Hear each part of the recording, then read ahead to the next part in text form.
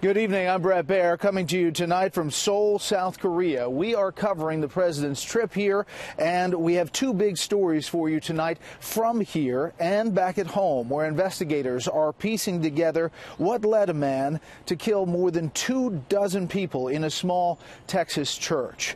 This as we begin to put the faces of the lives cut short, including small children in that church. President Trump weighed in on the shooting from Japan before leaving to land here in Seoul just a few hours after spending time with Prime Minister Abe in Japan.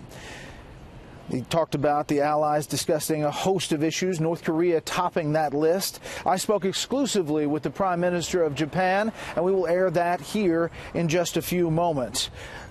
But beginning here in Seoul, we start with Chief White House correspondent John Roberts. President Trump called the Sutherland Springs massacre an act of evil, but blamed it on a man he called deranged and not on the weapon he carried. I think that mental health is your problem here. This isn't a guns situation. I mean, we could go into it, but it's a little bit soon to go into it. Too soon for the president, but not for many Democrats. I reject the notion that it is too soon to act. If not now, then when? We should ban assault weapons and bump stocks today. There are common sense measures, Connecticut has implemented them, that have actually reduced gun violence. These laws work. In past shootings like Orlando, President Trump has remarked how the death toll might have been lower if another gun was pointed the other way at the shooter. Precisely what happened in Texas on Sunday. Fortunately, somebody else had a gun that was shooting in the opposite direction. Otherwise, it would have been as bad as it was. It would have been much worse. The shooting weighed heavily on the president's state visit to Japan and talks that dealt primarily with the existential threat posed by North Korea. Strategic patience is over. While President Trump has been roundly criticized for his strident language toward Kim Jong-un, the newly re-elected Japanese Prime Minister Shinzo Abe emerged from the meetings to say there is no daylight between them.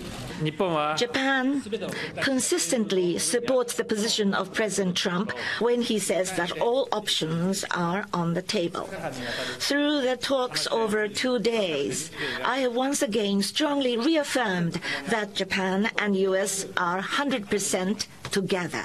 Some people said that my rhetoric is very strong, but look what's happened with very weak rhetoric over the last 25 years. Twice in recent months, North Korea has test-fired nuclear-capable missiles over Japan's northern island of Hokkaido.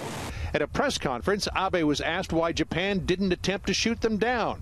That's when President Trump jumped in with a Buy American pitch. He will shoot them out of the sky when he completes the purchase of lots of additional military equipment from the United States. The proof, President Trump said? Saudi Arabia's weekend shoot-down of a Houthi missile aimed at Riyadh Airport. A U.S.-built THAAD anti-missile system blew it out of the sky. But in the middle of all the tough talk, an olive branch of sorts to North Korea. After meeting with relatives of Japanese citizens abducted by the North, President Trump appeared to call an audible, suggesting Kim Jong-un could buy himself some goodwill and a possible opening. If he would send them back, that would be the start of something I think would be just something very special. North Korea will be top of the agenda when President Trump meets later on today with South Korean President Moon Jae-in. In a tweet early this morning, President Trump called Moon, quote, a fine gentleman, and said, we will figure it all out. But, Brett, they have to figure out more than just North Korea, because President Trump is not at all happy about the state of the trading relationship between the United States and South Korea. Brett.